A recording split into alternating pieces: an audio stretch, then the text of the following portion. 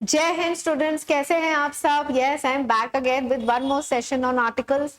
इससे पहले हमारे 2 सेशंस अपलोड हो चुके हैं जिनमें हमने सीखा था difference between definite and indefinite article और ए और एन आर्टिकल का यूज कहाँ कहाँ होता है। अब आज मैं आपको सिखाऊंगी कि हम ए आर्टिकल को कहाँ कहाँ यूज करते हैं। बेसिकली रूल्स, ए और एन के रूल्स बताऊंगी कि इनका यूसेज क्या होता है। पहले हमने इन दोनों का फर्क सीखा था, अब हम ये देखेंगे इनमें से कोई सा भी ए या an depending on the noun कहाँ इस्तेमाल होते हैं। So let us start with the class.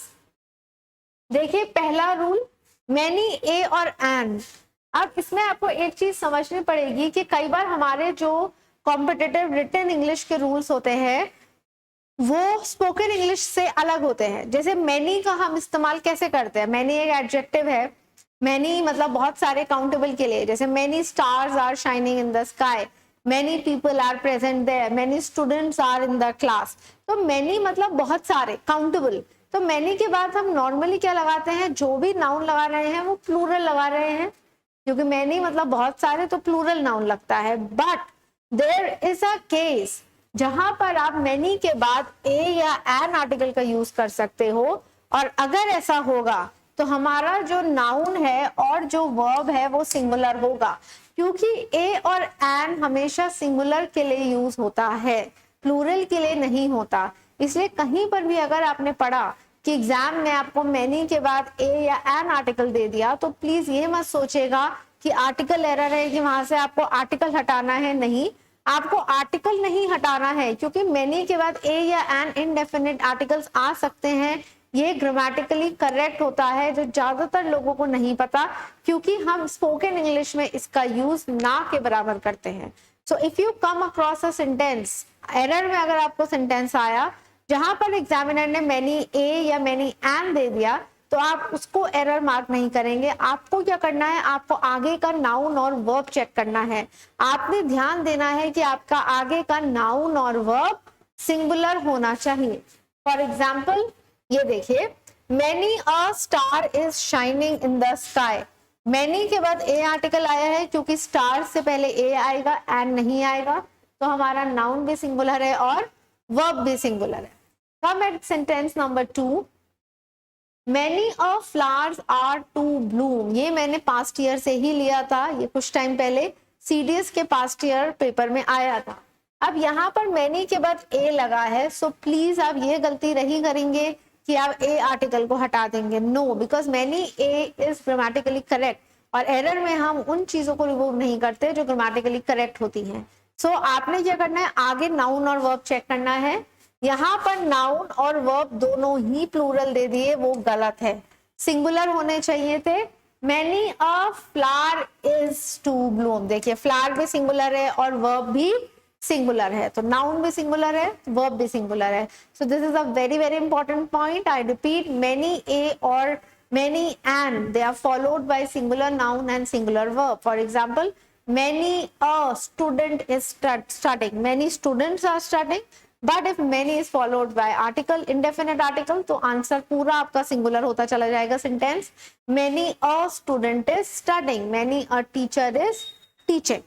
Okay, so I hope you've learned it and it is a very very important rule. Please याद रखिए, अगर आपको 10 एरर आ रहे हैं, 10 में से बहुत चांसेस रहते हैं कि एक एरर मैनी ए या एन का आ सकता है। इट्स वेरी इजी, क्योंकि इसमें नाउन या वर्ब की ही गड़बड़ी होती है, वो प्लूरल कर देते हैं, तो वो सिंगुलर होने चाहिए।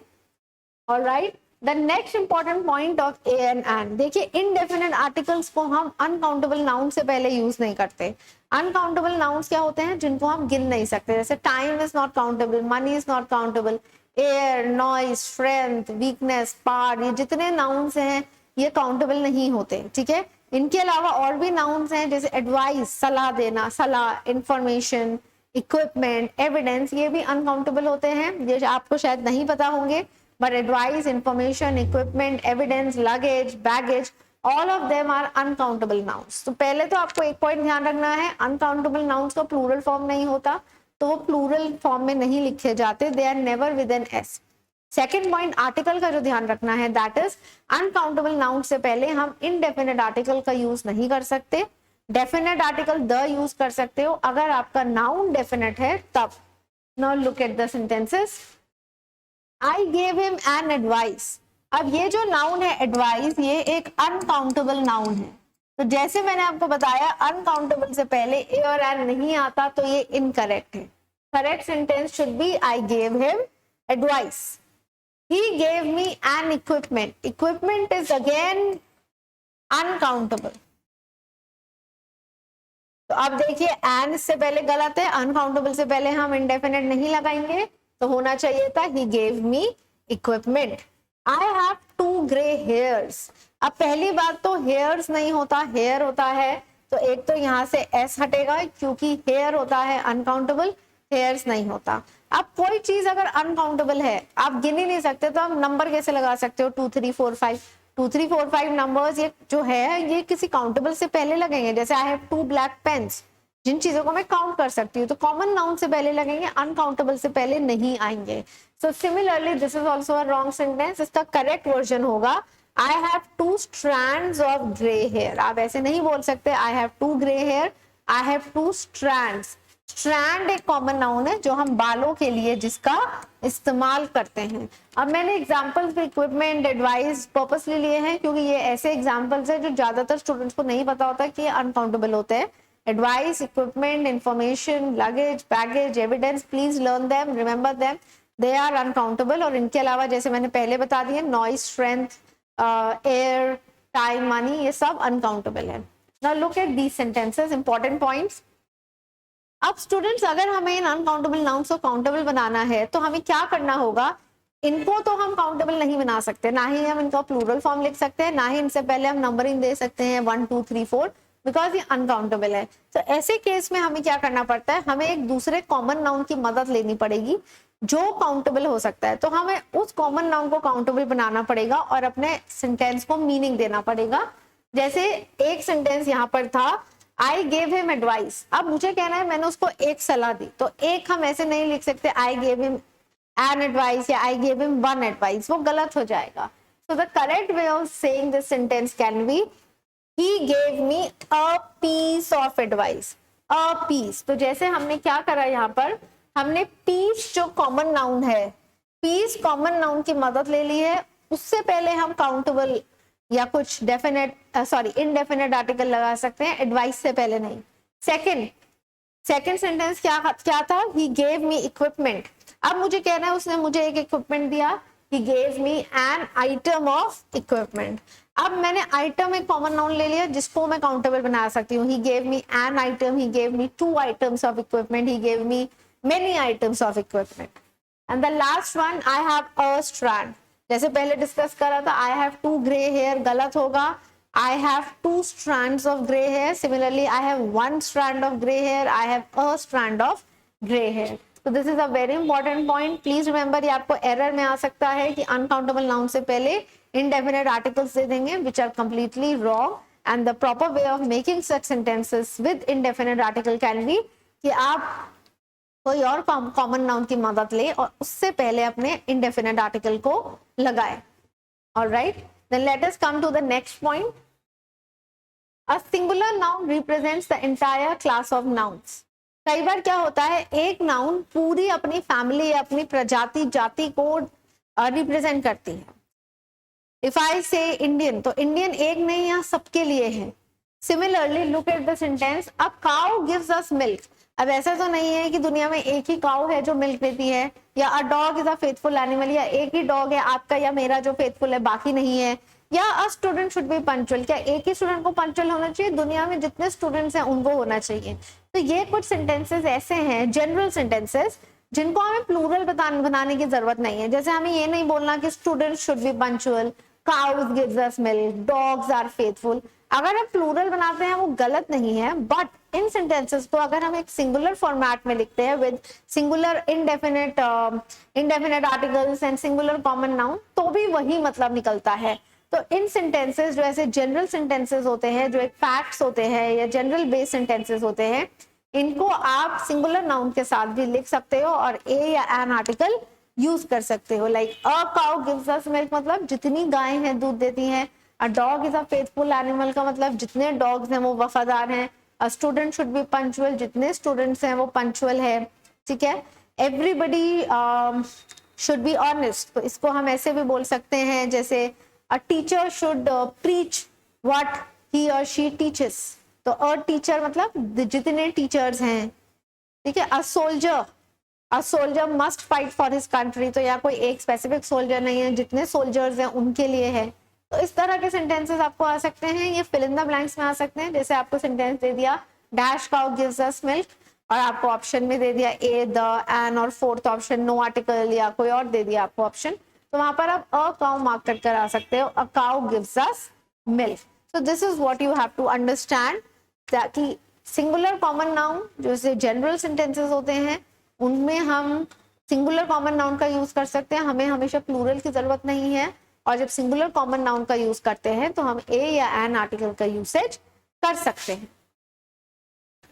Then the next one, a and an is used to refer numbers. This is a very important one. कई बार क्या होता है, हम numbers की बात करते हैं तो a और and का यूज हो जाता है। For example, the baby was playing with a doll. The baby was playing with a doll. तो अ डॉल का मतलब यहाँ पे वन डॉल हो गया। तो कई बार क्या होता है, ए और एन आर्टिकल वन नंबर को भी रेफर कर देते हैं। सेकेंड, आई ओ एम $1,000, $1,000 का मतलब $1,000। Next, my house is 100 kilometres from the city, means 100 kilometre. तो समटाइम्स ए और एन आर्टिकल क्या नंबर रेफर कर देते हैं, 1।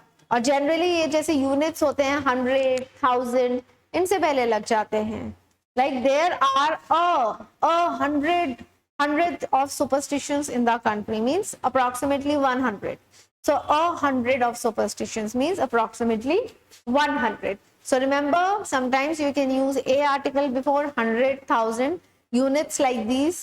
Why? Because वहां पर वो रेफर करता है नंबर 1, वहां पर उसका फोकस जा रहा है क्वांटिटी पे। सो ऐसे भी सेंटेंस हो सकते हैं, जैसे मैंने कहा I have a blue pen, तो मेरे पास एक ब्लू पेन है, तो अ का आर्टिकल मतलब यहाँ पर 1 भी निकल गया। So what did I just teach you कि ए आर्टिकल समटाइम्स 1 नंबर की जगह यूज हो सकता है, क्वांटिटी को भी रिप्रेजेंट करता है, या तो किसी कॉमन नाउन के साथ या प्रॉपर नाउन के साथ, या फिर ऐसे जो यूनिट्स होते हैं 1000, 100, इनकेस इनसे पहले तो उसका मतलब निकल जाता है 1। Then let's learn the next important rule. All right, a and precedes descriptive adjective. Descriptive adjectives होते हैं adjectives जो किसी चीज की क्वालिटी बताते हैं। Descriptive हो गए जो अगेन डिस्क्राइब कर रहे हैं, मीन्स कि कितना सुंदर व्यू है या अच्छा नहीं है। These are descriptive adjectives. She is an intelligent student. अब देखिए स्टूडेंट यहाँ पर एक नाउन है, स्टूडेंट को किसने डिस्क्राइब करा है, इंटेलिजेंट। तो इंटेलिजेंट क्या हो गया, एक adjective, descriptive adjective. He is an amazing player, player क्या है, अमेजिंग, तो अमेजिंग क्या हो गया, descriptive adjective. What a nice view, view एक नाउन है और नाइस यहाँ पर क्या हो गया, adjective. What a nice view का मतलब कितना अच्छा दृश्य है। सो What I'm trying to tell you is, sometimes जब हमारे डिस्क्रिप्टिव एडजेक्टिव्स आते हैं, किसी भी नाउन को कोई एडजेक्टिव उसकी क्वालिटी बता रहा है, उसकी खूबी बता रहा है, तो हम उससे पहले ए और एन का आर्टिकल यूज कर सकते हैं। Like she is a good girl, girl की क्वालिटी डिस्क्रिप्टिव एडजेक्टिव क्या हुआ, गुड, तो उससे पहले ए आ गया। He is an intelligent student, student का के लिए एडजेक्टिव क्या यूज हुआ, इंटेलिजेंट, तो इंटेलिजेंट से पहले एन आ गया। सो नॉर्मली क्या होता है, आर्टिकल्स हम नाउन के लिए यूज करते हैं, बट जब एक एडजेक्टिव आता है तो आर्टिकल का प्लेसमेंट वहां पर एडजेक्टिव से पहले हो जाता है, वो उस एडजेक्टिव के अकॉर्डिंग होगा। अगर कॉन्सोनेंट साउंड है तो आप ए लगाएंगे, वोवेल साउंड है तो आप एन लगाएंगे। So students, these were some important points which you need to remember. ये जितने हमने आज करे हैं ए और एन के रूल्स, मैं एक बार रिवाइज कर देती हूँ। उनमें जो आपके लिए इंपॉर्टेंट वंस हैं, एक तो ये इंपॉर्टेंट वन है when a and an is used to represent numbers, क्योंकि 1000 और 100 से पहले ज्यादातर लोगों को नहीं पता होता कि हम ए आर्टिकल लगा सकते हैं, बट यू कैन यूज, और उसका नंबर वहां पर हो जाता है क्वांटिटी 1। ये बहुत इंपॉर्टेंट रूल है, when a singular noun represents the entire class. And this one, when a और an, uncountable is also very important. Uncountable से पहले याद रखिए, आपको मोस्ट लाइकली यही आ सकता है एरर क्वेश्चन में कि ए और एन दे देंगे, विच इज रॉन्ग, वहां हमें आर्टिकल की जरूरत नहीं है। हाँ, अगर अनकाउंटेबल आपका डेफिनेट है तो द आ सकता है डेफिनेट आर्टिकल, बट ए और एन यूज नहीं करेंगे। And the first one, many a and n, the most important one and maximum chances of coming it in exam. Please remember many a और n सही है, नहीं सुना तो अब आप समझ लीजिए ये बिल्कुल करेक्ट है। और many a और n के बाद हम कभी भी प्लूरल यूज नहीं करते, हम सिंगुलर नाउन सिंगुलर वर्ब का यूज करते हैं। So students, this was all from my end. I have told you some important rules regarding article a and n. Next session में हम डेफिनेट आर्टिकल पढ़ेंगे कि द से रिलेटेड क्या rules है, कहाँ पर द यूज करना है, कहाँ नहीं करना है, what are the exceptions regarding it. So all that we are going to study in the next session. Till then, you please revise all the 3 sessions that we've uploaded of articles because they are very very important. And जैसे मैंने पहले भी कहा था, articles is one of the most important topics of which come in your exam. So thank you, Jai Hind. Please go through the examples. If you have any doubt, ask me in the comment section and I'll get back to you. Have a good day. Thank you.